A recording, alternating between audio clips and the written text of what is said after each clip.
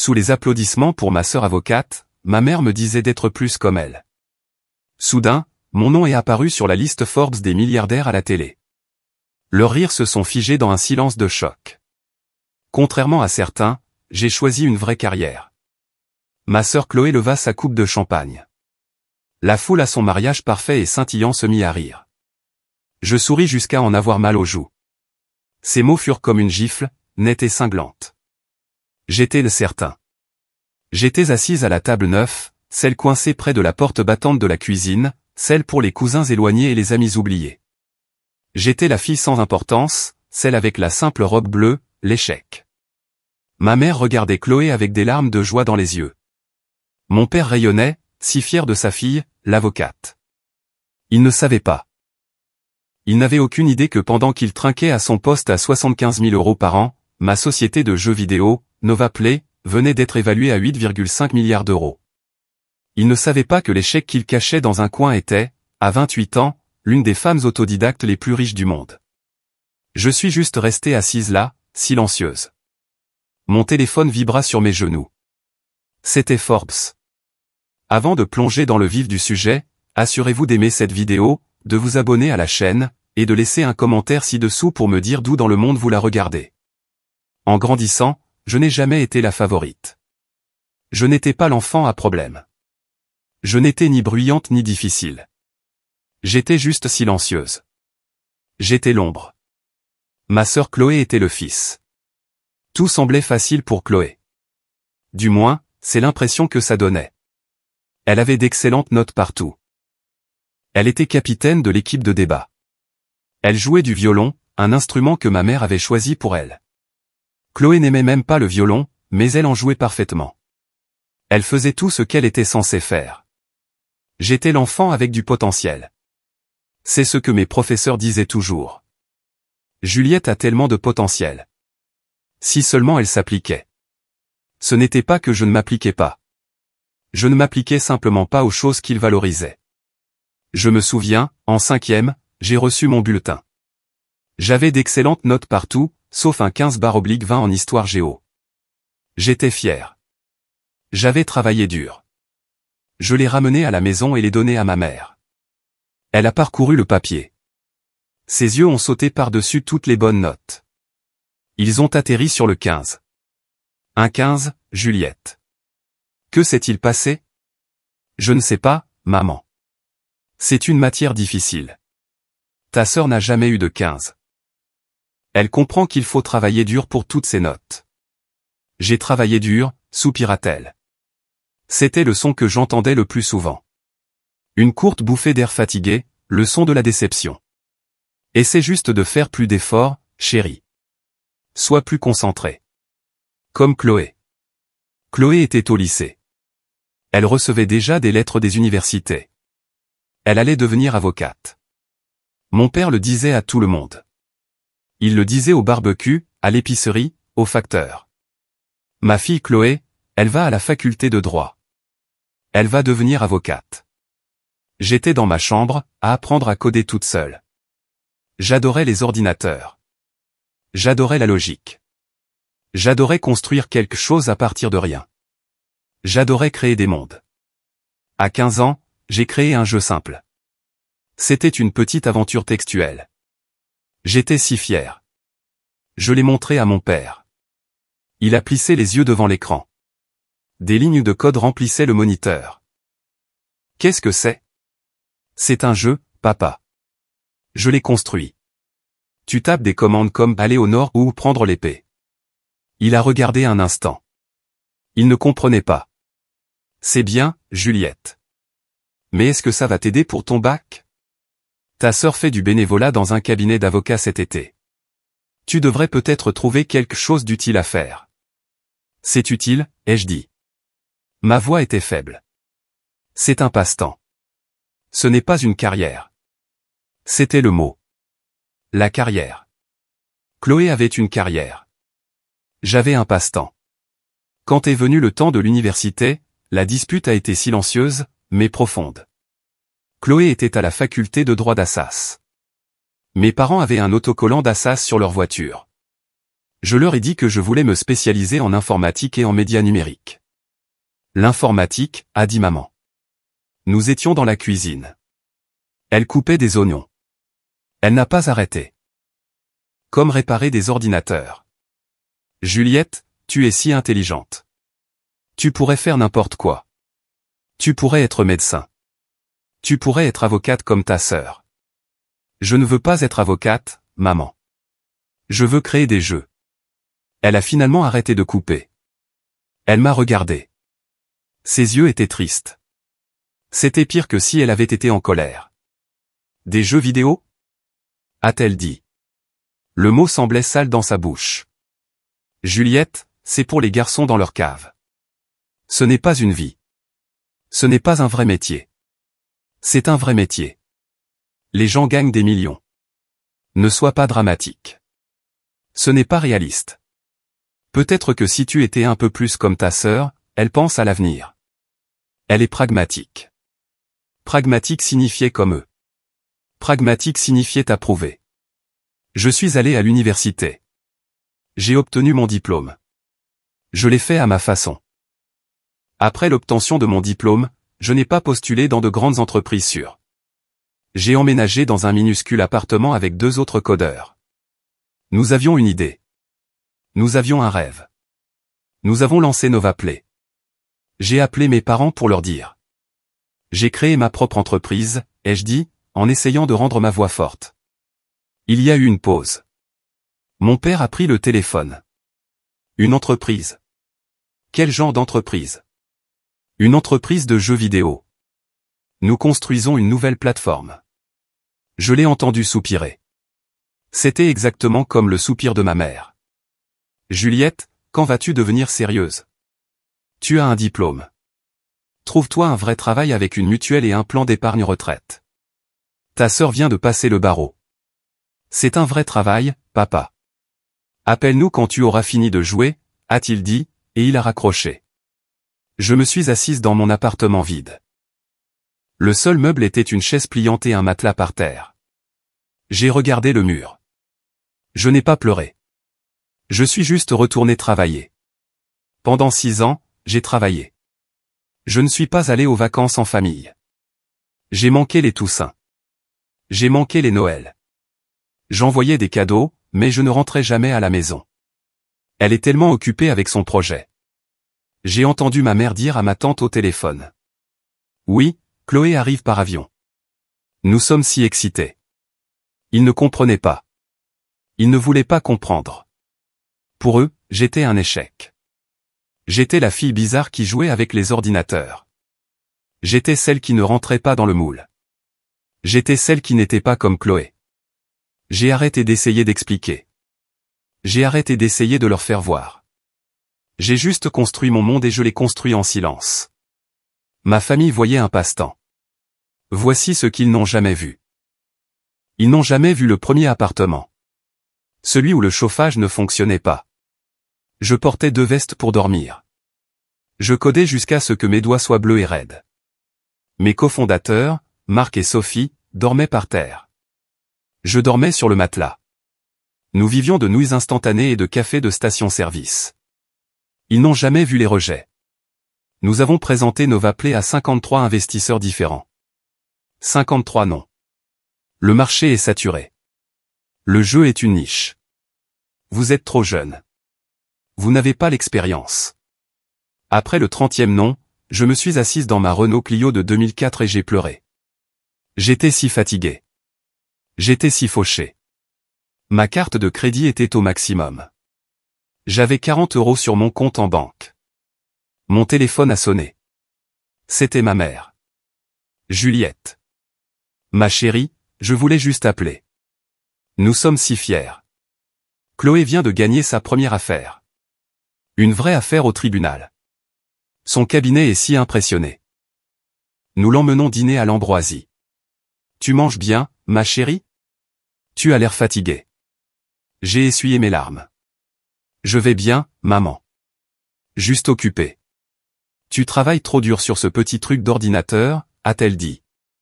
Sa voix était légère. Tu devrais rentrer à la maison. Manger de la vraie nourriture. Peut-être chercher un vrai travail pendant que tu es là.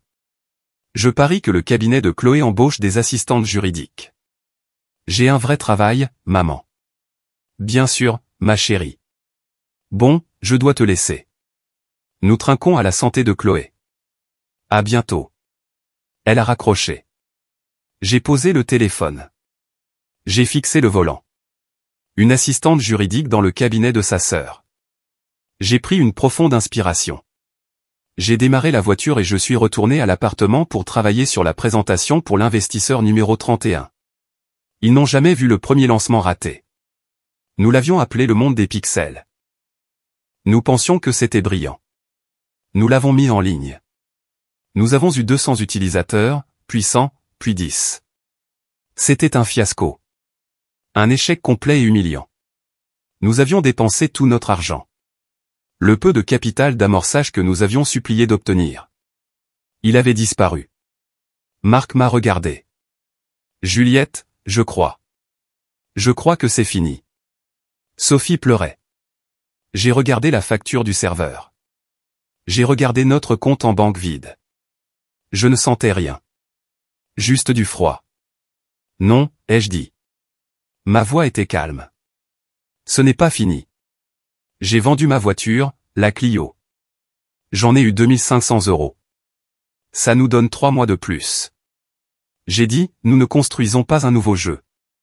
Nous construisons un nouveau monde. Nous allons l'appeler le voyage éternel. Et nous allons le construire correctement. Pendant les 6 mois suivants, je n'ai pas dormi. Je le pense vraiment. Je faisais des siestes de 2 heures à la fois sur le sol à côté de mon bureau. Je buvais tellement de café que mes mains tremblaient. J'ai perdu 7 kilos. Je n'ai pas vu le soleil. Nous avons codé. Nous avons conçu. Nous avons construit. Nous avons versé chaque dernière seconde, chaque dernière parcelle de nous-mêmes dans cette seule chose. Nous avons lancé le voyage éternel un mardi à 3 heures du matin. Nous avons regardé le nombre d'utilisateurs. 100, 1000, 10 000. À 7 heures du matin, nous avions 50 000 utilisateurs. Le serveur a planté. C'était le meilleur moment de ma vie. Nous l'avons réparé. À la fin de la semaine, nous avions 1 million de joueurs actifs. Ma famille n'a jamais vu ça. Ils ne nous ont jamais vu déménager de l'appartement pour un vrai bureau, une petite pièce sans fenêtre, mais c'était le nôtre. Ils ne m'ont jamais vu embaucher notre premier employé, puis notre 10e, puis notre 100e. Ils n'ont jamais vu le premier gros chèque d'un investisseur, celui qui avait dit non 1 an auparavant. Ils ne m'ont jamais vu m'envoler pour Tokyo pour ouvrir notre bureau japonais. Ils ne m'ont jamais vu en couverture du magazine WeRead. Je ne leur en ai pas envoyé d'exemplaires. Ils n'ont jamais vu les nuits blanches, les semaines de 100 heures, les contrats, le stress, l'épuisement, les crises de panique dans les toilettes, et la fierté tranquille et féroce de construire quelque chose qui comptait. À 28 ans, Novaplay comptait plus de 1200 employés. Nous avions des bureaux dans 4 pays. Notre jeu phare, le voyage éternel, avait 85 millions de joueurs quotidiens. Nous étions un géant. 2 semaines avant le mariage, notre conseil d'administration a eu une réunion d'évaluation. Nous nous préparions pour une nouvelle levée de fonds. Le chiffre final est tombé.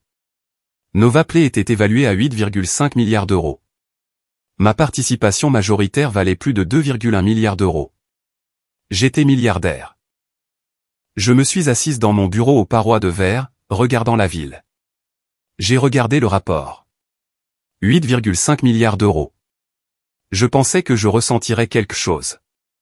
De la joie, du soulagement, du triomphe. Je me sentais juste fatigué. Je suis rentré chez moi, dans mon pantouse. Je me suis fait une tasse de thé. J'ai appelé à la maison.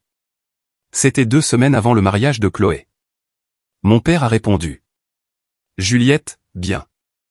Écoute, à propos de ce mariage. La liste de mariage de ta sœur est encore. Eh bien, les gens n'ont pas acheté les gros cadeaux. Ta mère et moi pensions que peut-être tu pourrais. Je m'en occupe, papa. J'ai dit. Bien, bien, parce que, tu sais, les temps sont durs. Ce mariage est. Eh bien, c'est beaucoup. Et Chloé ne fait que commencer. Son salaire est bon, mais les avocats, ils ont tellement de prêts. Je sais, papa. Alors, tu fais toujours ton truc d'ordinateur? J'ai regardé par ma fenêtre. Les lumières de la ville ressemblaient à des joyaux. Oui, papa. Je fais toujours le truc d'ordinateur. Bon, d'accord. Vas-tu un jour trouver un vrai travail, Juliette? Te poser. Ta mère s'inquiète. Je dois y aller, papa. On se voit au mariage. J'ai raccroché. J'ai appris à vivre dans deux mondes. Dans un monde, j'étais la PDG de l'une des entreprises de technologie à la croissance la plus rapide sur Terre. Dans l'autre monde, j'étais juste Juliette, la fille décevante, celle qui n'était pas comme Chloé. J'ai appris à sourire, à rester silencieuse, à laisser mon succès grandir en silence. C'était plus facile comme ça. Le mariage de Chloé n'était pas le sien. C'était celui de ma mère. C'était tout ce que ma mère croyait être le succès. Il avait lieu dans un complexe hôtelier 5 étoiles surplombant la mer Méditerranée. Il y avait des lustres en or. Il y avait des flûtes en cristal. Il y avait un quatuor à cordes jouant de la musique classique au bord de la falaise. Il y avait 200 invités. Tous étaient importants.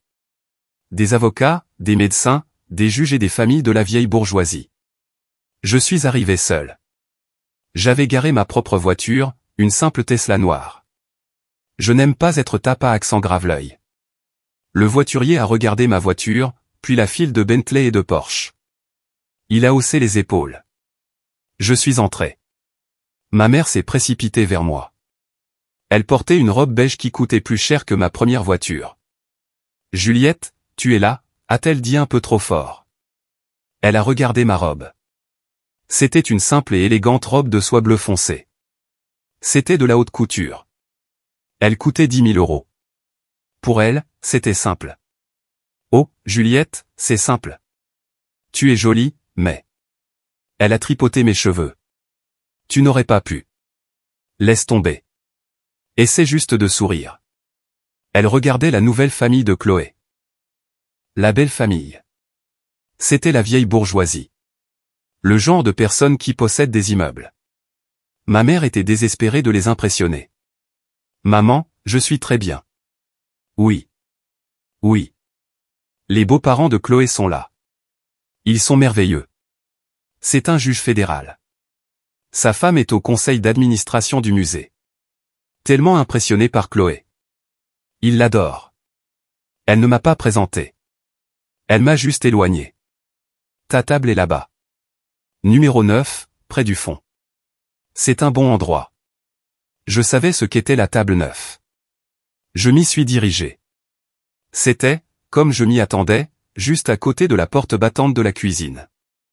Je me suis assise avec une cousine éloignée que je n'avais pas vue depuis une décennie, deux vieilles amies d'université de Chloé qui n'avaient pas été admises à la table des vrais amis, et une voisine âgée. Je suis restée assise là. J'ai regardé le mariage. Chloé était magnifique. Elle ressemblait à une princesse. Sa robe était immense. Mon père l'a conduite à l'hôtel. Il rayonnait. Sa poitrine était bombée. Je l'ai regardé la donner en mariage. Il pleurait. Ma fille, a-t-il murmuré à son nouveau mari. Ma fille, l'avocate, elle m'a rendu si fier. Elle a accompli tellement de choses. Il a 2 filles. J'étais assise à la table 9. Je me sentais invisible. Je me sentais comme un fantôme. La cérémonie s'est terminée. La réception a commencé. Le dîner était chic. De minuscules portions de nourriture avec des noms que je ne pouvais pas prononcer. J'ai écouté les conversations de ma table. Alors, Juliette, a demandé la cousine éloignée, que fais-tu dans la vie? Je ne sais jamais comment répondre à ça. Je suis dans la tech, ai-je dit. Oh, comme réparer les imprimantes? C'est un bon travail stable. Quelque chose comme ça, ai-je dit. J'ai souri. C'était juste plus facile. Puis les discours ont commencé. Mon père s'est levé. Il a fait un long discours décousu. Il a parlé de la première victoire de Chloé en débat. Il a parlé de son admission à Assas. Il a parlé de sa réussite au barreau. Je suis le père le plus fier du monde, a-t-il dit en levant son verre. À Chloé, ma fille brillante et pleine de succès. Les gens ont applaudi. Puis Chloé s'est levée. Elle était parfaite. Son maquillage était parfait. Son sourire était parfait. Elle a levé son verre. Merci à tous. Merci, maman et papa. Ses yeux ont balayé la foule. Ils sont passés juste au-dessus de moi. Merci de m'avoir toujours soutenu. Merci de m'avoir poussé à faire des études de droit. Pour m'avoir soutenu pendant l'examen du barreau, a-t-elle souri. Une petite blague privée. Merci de m'avoir soutenu. Contrairement à certains, j'ai choisi une vraie carrière. Les tables de devant ont ri. Ses amis avocats, ses beaux-parents, mes parents. Ma mère et mon père, ils ont ri. Ils ont hoché la tête. Ils étaient d'accord avec elle. C'était comme un coup de poing. Non, une gifle. Nette, cinglante, publique. Elle se moquait de moi à son mariage devant 200 personnes. Et mes parents riaient. J'ai souri. J'ai souri jusqu'à ce que mon visage me fasse mal. J'ai fixé le centre de table. J'ai senti la chaleur sur mes joues. J'ai senti la vieille piqûre familière derrière mes yeux. Je ne pleurais pas. Je ne leur donnerai pas cette satisfaction. Je suis juste restée assise là. La fille sans importance, l'échec de la famille, la fille de la table 9. Mon téléphone a vibré sur mes genoux. J'ai baissé les yeux. Je me fichais de ce que c'était. N'importe quoi pour détourner le regard. C'était un SMS du rédacteur en chef de Forbes. J'avais fait une interview et une séance photo des semaines auparavant. On m'avait dit que c'était pour un article sur les femmes dans la tech. Le message était court. Juliette, on lance la publication. Le profil sera en ligne dans 20 minutes. Félicitations. PS, nous avons opté pour l'angle du classement des milliardaires. C'est une histoire plus forte. J'espère que ça te va. Tu es en couverture. J'ai fixé les mots. Classement des milliardaires. Couverture. 20 minutes. J'ai regardé l'heure. 21h40, ça voulait dire 22h. J'ai levé les yeux. Chloé souriait toujours. La foule trinquait toujours. Je ne savais pas. Je n'avais aucune idée. Je ne savais pas que le moment de ce message, de ce seul article, était sur le point de faire exploser toute la soirée. Les 20 minutes suivantes furent les plus longues de ma vie. Le quatuor à cordes a recommencé à jouer. Les gens mangeaient le dessert. De minuscules gâteaux avec de la feuille d'or dessus. Je suis juste restée assise. J'ai fixé mon verre d'eau. J'avais la nausée. Ce n'était pas censé se passer comme ça. Pas ici. Pas de cette façon.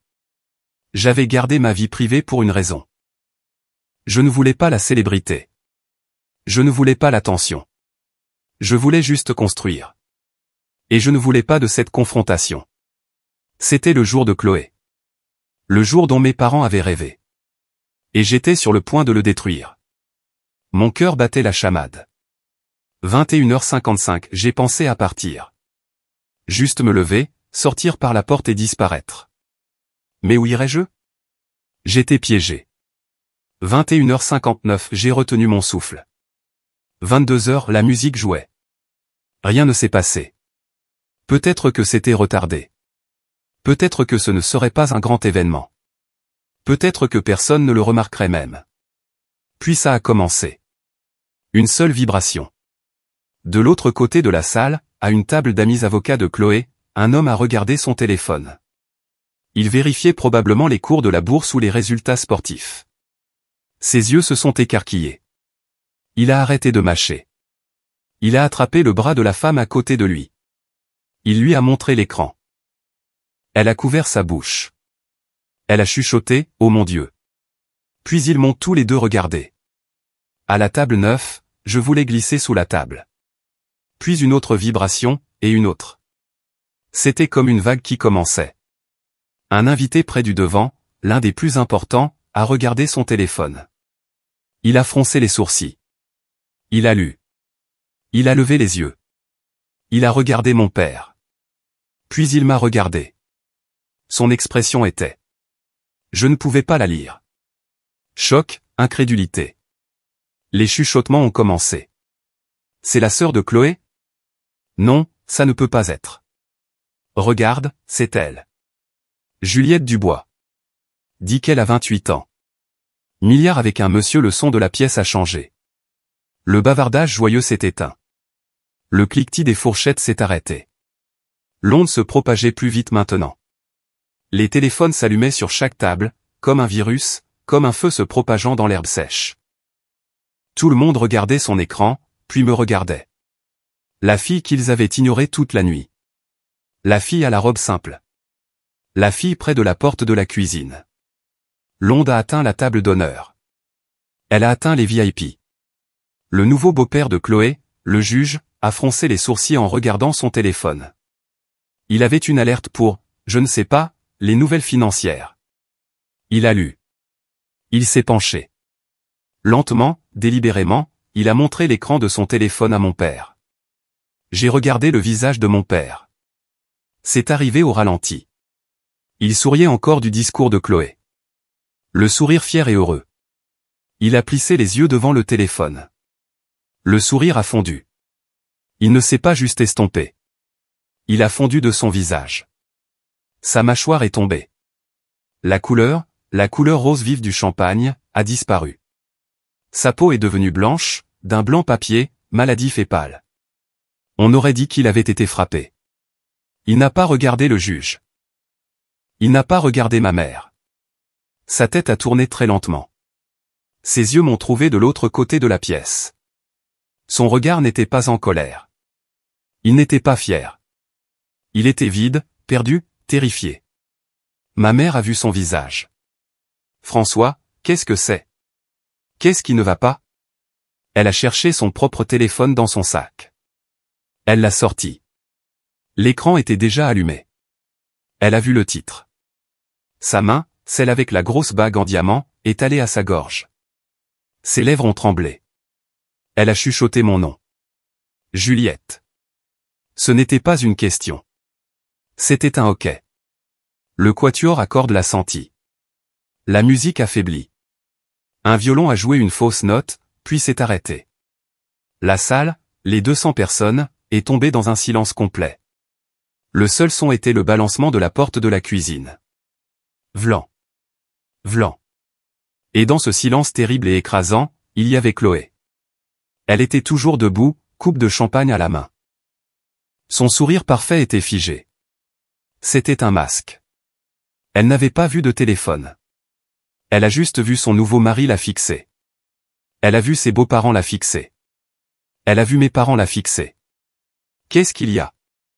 A-t-elle dit avec un petit rire nerveux. Qu'est-ce qui ne va pas, maman? Papa? Personne n'a répondu. Elle a suivi leur regard. Tout le monde dans la pièce me fixait. Son sourire s'est finalement brisé. Son visage s'est tordu de confusion. Juliette, a-t-elle dit, qu'as-tu fait? Le silence dans la pièce était une chose vivante. Il était lourd. Il pesait sur moi. 200 paires d'yeux étaient sur moi. La fille de la table 9. Juliette, a répété Chloé. Sa voix était plus aiguë maintenant. Qu'est-ce qui se passe? Que as-tu fait? J'ai regardé mon père. Il était toujours debout, sa main agrippant le dossier de sa chaise. On aurait dit qu'il allait tomber. Papa, ai-je dit. Ma voix était calme. Ça m'a surprise. Elle était si stable. Il a ouvert la bouche. Aucun son n'est sorti. Il a réessayé. Juliette, est-ce que... Cette chose sur le téléphone? Est-ce que c'est vrai? Je me suis levé. Mes genoux semblaient faibles, mais je les ai verrouillés. J'ai repoussé ma chaise, les pieds raclant un peu sur le sol poli. Le son était horriblement fort. Je me suis tenu debout. Je n'étais plus la fille qui se cachait près de la porte de la cuisine. J'ai regardé mon père. J'ai regardé ma mère. Oui, ai-je dit. Ma voix a porté à travers la pièce. C'est vrai. Mais comment? A balbutié mon père. Il secouait la tête. Il est dit. Il est 10 milliards. Il a dit le mot comme si c'était du poison. Il est dit la plus jeune milliardaire autodidacte.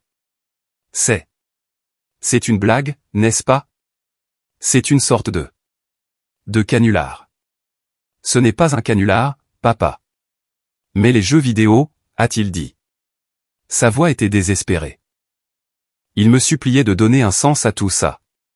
Tu joues avec les ordinateurs. C'est un passe-temps. Ce sont des jeux vidéo.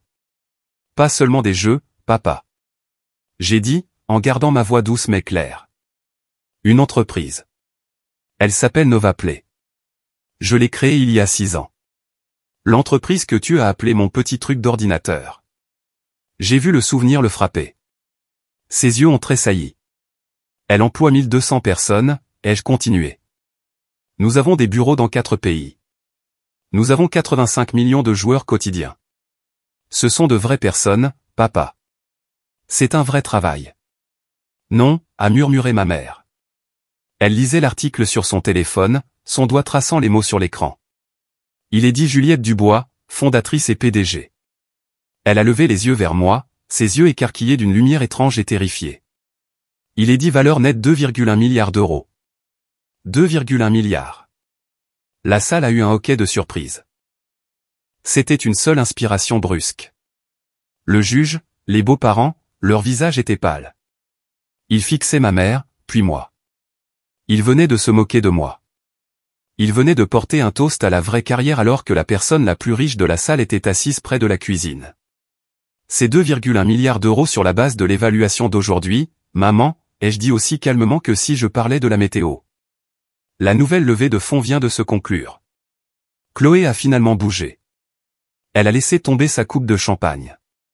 Elle ne s'est pas brisée. Elle a juste heurté la moquette avec un bruit sourd et humide. Le champagne a éclaboussé l'ourlet blanc de sa robe à 20 000 euros. Elle ne l'a pas remarqué. Quoi? A-t-elle sifflé? Elle a marché depuis l'estrade, depuis la table d'honneur, droit vers moi. Que as-tu dit? Pas maintenant, ai-je dit. Non, a-t-elle crié. Qu'est-ce que c'est? Tu mens. Tu dois mentir. Elle a attrapé le bras de son mari. Stéphane, dis-leur qu'elle ment. Stéphane, l'avocat, a juste regardé le sol. Il avait l'air malade. C'est partout dans les nouvelles. C'est vrai. Non, a-t-elle hurlé. Son visage parfait et magnifique, s'est décomposé. Il est devenu laid. Tu m'as fait ça, a-t-elle crié en me montrant du doigt. Toi, l'échec. Tu es une. Elle ne trouvait pas les mots. Elle avait passé toute sa vie à être le succès. Et en un instant, en un seul SMS, je lui avais pris ça. Chloé, a dit mon père, la voix faible. Assieds-toi. C'est une menteuse, a crié Chloé, des larmes commençant à couler sur son visage, traçant des sillons noirs de mascara. Elle travaille dans notre sous-sol. Elle. Je n'ai pas vécu à la maison depuis 8 ans, Chloé, ai-je dit. Ma voix était froide. Toute la chaleur avait disparu. Je ne vous ai jamais demandé un seul centime. Jamais. Mais nous venons de payer le reste de ta liste de mariage, a murmuré ma mère, toujours confuse. Ton père? Il a demandé. Juliette. Oui, maman, ai-je dit. Il m'a demandé d'acheter les gros cadeaux. Alors, je l'ai fait. Le réfrigérateur à 5 000 euros, la porcelaine à 3 000 euros, les billets pour la lune de miel. J'ai tout acheté ce matin depuis mon téléphone. Ça m'a pris environ 30 secondes. Mon père avait l'air d'aller être malade. Il avait demandé à sa fille milliardaire d'acheter un grille-pain à son autre fille. La honte sur son visage était terrible à voir. Il a finalement compris. Il m'a finalement vu. Toi, a-t-il murmuré. Pendant tout ce temps, tu nous as laissés. Te laisser quoi? Ai-je dit. Te laisser m'appeler une déception. Te laisser m'asseoir à la table 9. Te laisser rire quand ma propre sœur a qualifié le travail de ma vie de pas une vraie carrière. Ma voix s'est finalement brisée. Le calme avait disparu. La blessure était là, brute et ouverte. Que voulais-tu que je fasse? Te supplier de me croire? J'ai essayé pendant des années. J'ai essayé. J'ai regardé ma mère. Je t'ai envoyé le magazine We Read, maman. Celui avec moi en couverture. Tu l'as utilisé comme sous-verre. La main de ma mère a volé à sa bouche. Elle s'est souvenue. Je ne savais pas. Je pensais que c'était un magazine d'informatique. C'en était un, ai-je dit, et j'étais en couverture. La salle était silencieuse. Personne ne savait quoi faire. Les beaux-parents étaient humiliés. Chloé sanglotait, son nouveau mari essayant de la tenir. Mes parents avaient juste l'air petits. Ils avaient l'air vieux et petits et brisés. Les deux personnes dont j'avais voulu l'approbation toute ma vie. Et maintenant que je l'avais, je n'en voulais plus du tout. Le silence s'est rompu.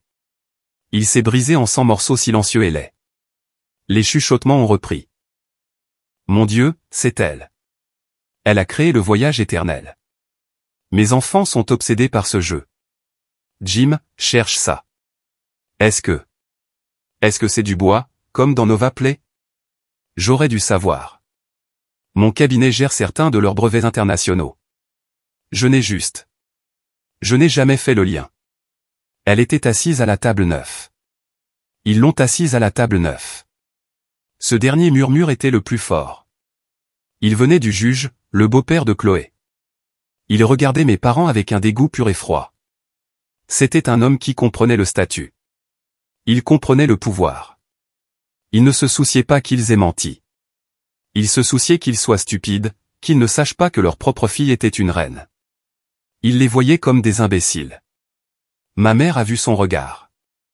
Elle s'est visiblement ratatinée. La belle et fière mère de la mariée. Elle s'est juste évanouie. Les gens ont commencé à me chercher sur leur téléphone. Pas seulement en lisant le titre. Ils lisaient l'histoire. Il est dit ici, elle. Elle a commencé dans son appartement. Elle a appris à coder toute seule. A vendu sa voiture pour le capital d'amorçage. Oh, Chloé. Une de ses amies, une des demoiselles d'honneur, a dit. La fille avait l'air horrifiée. Elle avait l'air coupable. Elle s'est souvenue. Elle devait se souvenir de toutes les blagues.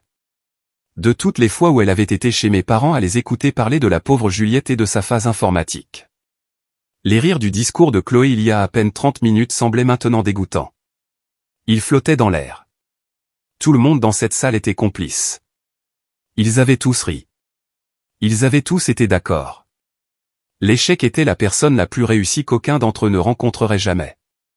Et puis le mouvement s'est tourné vers moi. Les mêmes personnes qui étaient passées devant ma table sans un regard. Elles essayaient maintenant de croiser mon regard. Elles souriaient. Un homme en costume cher, un des amis importants de mon père, a levé son verre vers moi de l'autre côté de la salle. Un petit signe de tête respectueux. C'était un banquier. Il savait exactement ce que signifiait 2,1 milliards d'euros. Une autre femme, une des amies de ma mère, a commencé à marcher vers moi. Juliette, ma chérie, je n'avais aucune idée. J'ai levé la main. Juste un petit geste. S'il vous plaît. Pas maintenant. Elle s'est arrêtée. Elle avait l'air embarrassée. Elle a hoché la tête et est retournée à sa place. Le pouvoir dans la pièce avait basculé. Il avait basculé si vite que ça m'a donné le vertige. Il avait été à Chloé. Il était à moi. Mon père était toujours debout. Il regardait le sol. Il semblait compter les fils de la moquette. Il a levé les yeux. Ses yeux étaient rouges. Juliette, pourquoi? C'était un murmure. Pourquoi? Pourquoi ne nous l'as-tu pas dit? J'ai senti une lame de colère froide et aiguë. La première vraie colère de la nuit. C'était tellement plus facile pour lui de demander ça. Pourquoi ne nous l'as-tu pas dit? Comme si c'était ma faute, mon secret, mon mensonge. C'était tellement plus facile que la vraie question. Pourquoi n'avons-nous pas écouté? Je l'ai fait, ai-je dit. Ma voix était basse. Je vous l'ai dit. Non, pas comme ça. Pas des milliards. Je te l'ai dit quand j'ai créé mon entreprise. Tu m'as dit d'arrêter de jouer et de trouver un vrai travail. Je te l'ai dit quand j'ai embauché mon premier employé. Tu as demandé si le cabinet de ma sœur avait besoin d'une assistante juridique. Je te l'ai dit quand j'ai emménagé dans mon premier bureau. Tu t'es plaint que je manquais la Toussaint. Je te l'ai dit quand j'ai obtenu ma première levée de fonds. Tu as dit c'est bien, ma chérie, et tu as changé de sujet pour parler des notes de Chloé. J'ai fait un pas vers lui. Je vous l'ai dit toute ma vie. J'ai crié. Vous ne vouliez juste pas l'entendre. J'ai regardé ma mère. Tu ne voulais pas d'une fille qui construisait des mondes. Tu voulais une fille qui s'intégrait dans le vôtre. Ma mère s'est mise à pleurer. Pas des larmes silencieuses et jolies. Elle sanglotait. Des sons forts et laids. Nous sommes désolés. Nous sommes si fiers. Nous t'aimons. C'était un mensonge. Ou c'était une vérité qui arrivait 6 ans trop tard. Ils n'étaient pas fiers de moi. Ils étaient fiers du chiffre. Ils étaient fiers du titre de Forbes. Ils étaient fiers du respect du juge. Ils ne m'aimaient pas. Ils aimaient ce que j'avais. Le mariage était terminé. La musique était morte. La nourriture était froide. Le mari de Chloé, Stéphane, m'a regardé. Il était pâle. Juliette, a-t-il dit, c'était un homme pratique, un avocat. Mais mes parents, ils sont très impressionnés. Ils aimeraient vous parler. Il essayait déjà de réparer les choses, de construire un pont, de se mettre du bon côté du nouveau pouvoir. Je suis sûr qu'il le voudrait, ai-je dit. J'ai regardé Chloé. Elle n'était qu'un désordre de dentelle blanche et de mascara noir. Elle me fixait. Ses yeux étaient vides. J'ai regardé mes parents. Ils étaient brisés. J'ai pris ma petite pochette de la table 9. Je dois y aller, ai-je dit. Non, Juliette. Attends, a dit mon père. Il s'est précipité vers moi. S'il te plaît, ne pars pas. Nous devons parler. Nous devons arranger ça. Il n'y a rien à arranger, papa. Ai-je dit. C'est juste vrai. Je me suis éloigné. Je suis passé devant la table d'honneur. Je suis passé devant le magnifique gâteau de mariage à 5 étages, intact. Je suis passé devant les invités qui chuchotaient. Personne n'a essayé de m'arrêter. Je suis sorti de la salle de bal dans l'air frais de la nuit et je n'ai jamais regardé en arrière. Je ne suis pas allé loin. Je suis arrivé dans le hall. Mes mains tremblaient si fort que je ne pouvais pas tenir mon téléphone pour appeler ma voiture. Je suis juste resté près des immenses portes vitrées, à respirer. L'air de la nuit était froid. C'était agréable. J'ai entendu le cliquetis des talons sur le sol en marbre derrière moi. Toi. La voix était aiguë, aussi tranchante que du verre. Je me suis retourné. C'était Chloé. Elle avait arraché la longue traîne de sa robe. Ses cheveux se défaisaient. Ses yeux étaient rouges et gonflés. Elle avait l'air sauvage. Tu as tout gâché, a-t-elle sifflé. Chloé, je n'ai pas prévu ça. Tu as gâché mon mariage, a-t-elle crié. Quelques invités dans le hall, des gens d'une autre fête, se sont retournés pour regarder. C'était mon jour. Mon unique jour. Et toi? Tu ne pouvais pas me le laisser, n'est-ce pas? L'article était une surprise. Je ne savais pas, menteuse, a-t-elle craché. Tu savais. Tu l'as programmé. Tu as toujours été jalouse de moi. Ça m'a presque fait rire. C'était si absurde. Jalouse? Ai-je dit. Jalouse de quoi? De ton diplôme de droit. De ta vraie carrière. Oui. Tu étais toujours dans ta chambre avec tes stupides ordinateurs. Tu as toujours été la bizarre. J'avais des amis. J'avais des petits amis.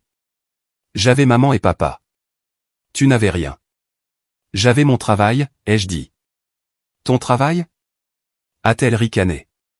Tu joues à des jeux, Juliette. Tu es une enfant.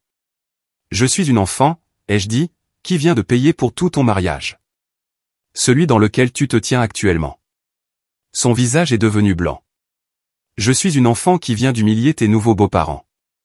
Ce que tu étais si désespéré d'impressionner. Tais-toi. Je suis une enfant qui vient de devenir la personne la plus importante de notre famille. Une famille qui, il y a 5 minutes, pensait que j'étais un échec. J'ai dit, tais-toi, a-t-elle crié. Elle s'est jetée sur moi. Elle a essayé de me gifler. J'ai attrapé son poignet. Je ne suis pas forte, mais la surprise, le choc froid a suffi. Je l'ai juste tenu. Son bras était mince dans ma main. Nous sommes restés là, figés. Elle, haletante de rage, moi, juste la tenant. Tu es si en colère, ai-je dit. Ma voix était très, très calme. Mais tu n'es pas en colère contre moi, Chloé. Je te déteste, a-t-elle sangloté. Je te déteste. Non, ce n'est pas vrai. Tu détestes avoir tout fait correctement. Tu détestes avoir suivi chaque règle. Tu es allé à la bonne école. Tu as eu le bon travail. Tu as épousé le bon homme. Tu as été la fille parfaite. J'ai lâché son poignet. Et c'est moi qui ai gagné. Elle s'est effondrée. Toute sa combativité a disparu. Elle a glissé le long du mur et s'est assise sur le sol froid en marbre, sa robe blanche s'étalant autour d'elle. Elle a enfoui son visage dans ses mains. Ce n'était pas censé être comme ça, a-t-elle pleuré. Tout était censé être parfait. Je l'ai regardée. Les grandes lignes disaient que j'aurais pitié d'elle et c'était le cas. J'ai ressenti une pitié profonde et douloureuse pour ma sœur parce qu'elle était toujours piégée. Elle était piégée dans le même système auquel je venais d'échapper. Toute sa vie était basée sur l'approbation de mes parents, sur l'approbation de ses beaux-parents. Sa vie parfaite était une cage. Je pratique le droit, a-t-elle murmuré dans ses mains. C'était pathétique. C'est important. Je sais que ça l'est. Toi. Tu fais des jeux vidéo. Oui, c'est vrai. Comment? Elle a levé les yeux, son visage un désordre de larmes et de mascara. Comment ta vie est-elle meilleure que la mienne? Ce n'est pas juste. C'était la voix d'une enfant. La voix de la petite sœur qui avait toujours d'excellentes notes. Celle qui ne pouvait pas comprendre comment je l'avais battue. Ce n'est pas une compétition, ai-je dit. Si, ça l'est, a-t-elle pleuré. Ça l'a toujours été. Et toi? Tu as triché. Tu as caché tout ça. Je ne l'ai pas caché, Chloé. Tu t'en es moqué. Elle n'avait pas de réponse à ça. Tu as ri de moi ce soir, ai-je dit, devant tout le monde. Tu m'as appelé certain. Tu as dit à tout le monde que ma carrière n'était pas réelle. La culpabilité l'a frappé. C'était évident sur son visage. Je plaisantais. C'était un discours. Non, ce n'était pas le cas. C'est ce que tu as toujours pensé. C'est ce que maman et papa t'ont appris à penser. J'ai soupiré. J'étais si fatigué. Fatigué de cette dispute. Fatigué de cette famille. Je suis désolé pour ton mariage, ai-je dit. Et je le pensais. Je n'ai jamais voulu le gâcher. Elle a juste pleuré. Mais je ne suis pas désolé pour mon succès. Je ne suis pas désolé pour ce que j'ai construit. Je me suis retourné pour partir. Juliette, attends, a-t-elle murmuré. Je me suis arrêté. Je ne me suis pas retourné. Quoi? Qu'est-ce que tu vas faire maintenant? J'ai réfléchi un instant. Je vais rentrer chez moi, ai-je dit. Chez maman et papa. Non, Chloé, ai-je dit. Chez moi. Je suis sorti par les portes vitrées. Je n'ai pas regardé en arrière. Je ne suis pas allé à l'hôtel. Je suis rentré chez moi. Chez moi, c'était un appartement Pentouse en ville, à 1 heure du monde de banlieue de mes parents. C'était un endroit qu'ils n'avaient jamais vu. Ils ne savaient même pas qu'il existait. Je l'avais acheté cash il y a 2 ans. Je suis entré.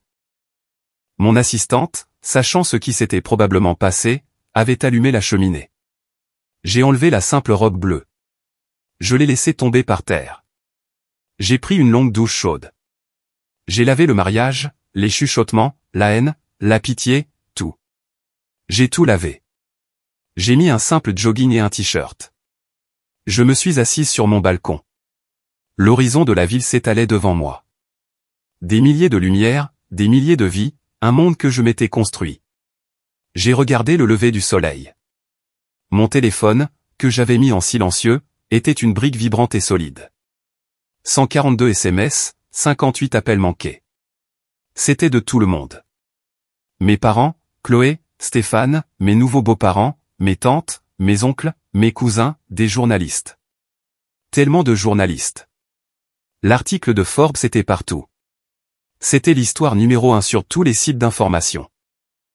La révélation choquante de la reine silencieuse et milliardaire du jeu vidéo. Une famille snob, une magnate de la tech. Il commençait déjà à reconstituer le puzzle. Le détail de la table 9 était dans quelques chroniques mondaines. Je les ai tous ignorés. J'ai bu mon café. J'ai regardé le soleil se lever. Pour la première fois de ma vie, je me sentais calme. La longue course effrénée était terminée. Je n'avais plus rien à prouver. Le monde l'avait fait pour moi. À 9 heures du matin, le téléphone a de nouveau sonné. C'était ma mère. J'avais ignoré ses 20 premiers appels. Cette fois, j'ai répondu. Allô, maman. Juste des sanglots. Un son brut et animal de chagrin pur et sans fond. Juliette. Oh, Juliette. Ma chérie. Oh, mon Dieu. Juliette. J'ai attendu. Je l'ai juste laissé pleurer. Nous sommes tellement désolés, ma puce. Nous sommes tellement désolés. Désolés de quoi, maman? Ma voix était plate. De tout. De ne pas avoir su. Nous ne savions pas, Juliette, pourquoi ne nous l'as-tu pas dit? Nous t'aimons tellement. Nous sommes si fiers. Si fiers de toi. Vous êtes fiers maintenant. Ai-je dit. Ce n'était pas une accusation. C'était un fait. Vous n'étiez pas fiers hier. Ce n'est pas vrai. Nous ne comprenions tout simplement pas. C'est les ordinateurs. Ce n'est pas un monde que nous connaissons. Nous nous inquiétions juste pour toi. Vous n'étiez pas inquiet, maman. Vous étiez embarrassée. Elle a arrêté de pleurer. Une respiration brusque et saccadée. Vous étiez embarrassée que je ne sois pas Chloé. Vous étiez embarrassée que je ne m'intègre pas. Vous étiez embarrassée de ne pas pouvoir vous vanter de moi lors des dîners. Alors, vous m'avez simplement mise de côté. Vous avez fait de moi la fille au passe-temps. Non. Juliette, c'est cruel. Vraiment? Qu'en était-il de la nuit dernière, maman? Tu m'as assise près de la cuisine. Tu as laissé ma sœur se moquer de moi dans son discours. Vous avez ri. Nous pensions que c'était une blague. C'était une blague, ai-je dit, et j'étais la chute. Vous n'avez juste pas réalisé que j'étais aussi celle qui payait pour le micro. Ça l'a durement touché. Nous voulons te voir, a-t-elle murmuré. Nous devons te voir. Nous devons parler. Ton père, il est anéanti. Il n'a pas dormi. Il reste juste assis dans le hall de l'hôtel à regarder dans le vide. Il a si honte. Il devrait l'être, ai-je dit. Juliette, s'il te plaît. J'ai besoin de temps, maman. Non, maintenant. S'il te plaît, ne nous exclus pas. Ne nous déteste pas. Nous sommes ta famille. Je ne vous déteste pas, maman. J'ai soupiré. J'ai regardé la ville. C'est juste que je n'ai plus besoin de vous. Et vous n'avez jamais eu besoin de moi avant aujourd'hui. J'ai raccroché. Elle a rappelé. Je n'ai pas répondu. 1 heure plus tard, mon père a appelé. J'ai laissé sonner. Il a rappelé. J'ai laissé sonner. Il a appelé une 3e fois. J'ai répondu. Papa. Sa voix avait disparu. C'était un râle. Juliette. Il a dit mon nom comme si c'était une prière. Juju. J'ai fait une terrible erreur. Il pleurait. Mon père, le fort, le fier. Celui que je ne l'avais jamais entendu pleurer. Pas une seule fois. Je t'ai abandonné, a-t-il pleuré. J'étais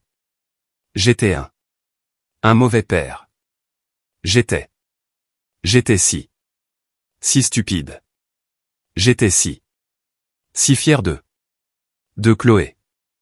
J'ai terminé pour lui. Oui. Et je ne te voyais tout simplement pas. Je ne te voyais tout simplement pas. Il s'est effondré. Juste des sanglots profonds et rauques. Mon cœur, ça faisait mal. Ce n'était pas la victoire. Ce n'était pas un « je te l'avais bien dit ». C'était juste brisé. Nous étions tous juste brisés. Je te vois maintenant. A-t-il finalement étranglé? Je te vois, ma puce. Mon Dieu. Ce que tu as fait? Toute seule. Pendant que je t'ignorais. Je n'étais pas toute seule, ai-je dit. J'avais mon équipe. J'avais Marc et Sophie. J'avais 1200 employés qui croyaient en moi. Mais tu ne m'avais pas, a-t-il murmuré. Tu n'avais pas ton père.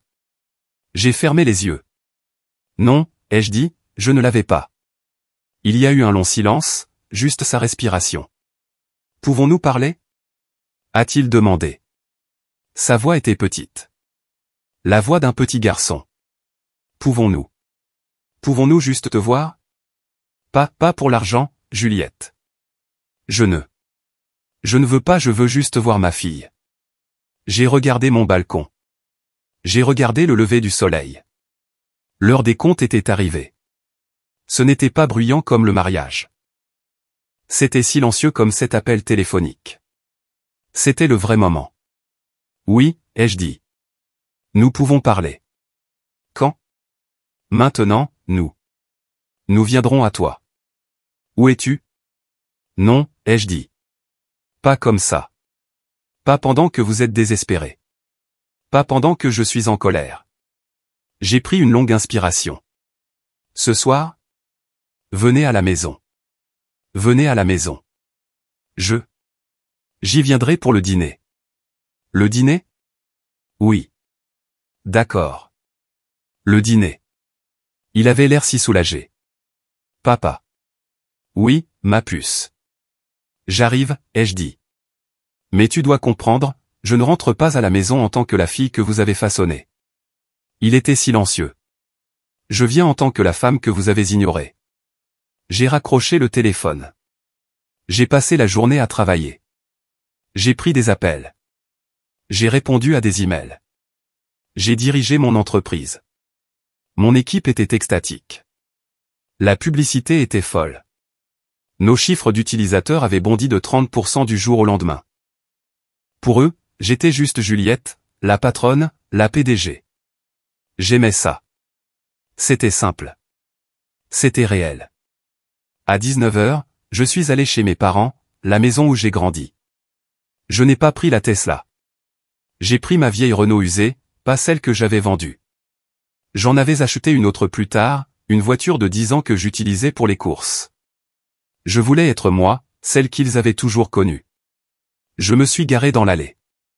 La maison avait l'air plus petite. Je suis allé à la porte. J'avais ma propre clé. Je suis entré. Maman, papa. Ils étaient dans la cuisine. La cuisine où ma mère avait coupé des oignons et m'avait dit d'être plus comme Chloé. La cuisine où mon père avait qualifié ma passion de passe-temps. Ils étaient juste là, à me regarder. Ils avaient l'air vieux. Ma mère avait pleuré toute la journée. Son visage était bouffi. Les yeux de mon père étaient rouges. Il avait vieilli de 10 ans. Personne n'a parlé. Ma mère s'est approchée. Elle ne m'a pas serré dans ses bras. Elle a juste touché mon bras. Tu es là. Je suis là. Ai-je dit. Je fais des pâtes, a-t-elle dit. Ton ancien plat préféré. D'accord. Nous nous sommes assis à la petite table de la cuisine. Pas la grande salle à manger formelle. Nous trois. C'était si gênant. Il ne savait pas quoi dire. Mon père fixait juste ses mains. Ma mère a servi les pâtes. Nous avons mangé en silence. C'était terrible. Finalement, mon père a posé sa fourchette. Nous avons lu tous les articles, a-t-il dit.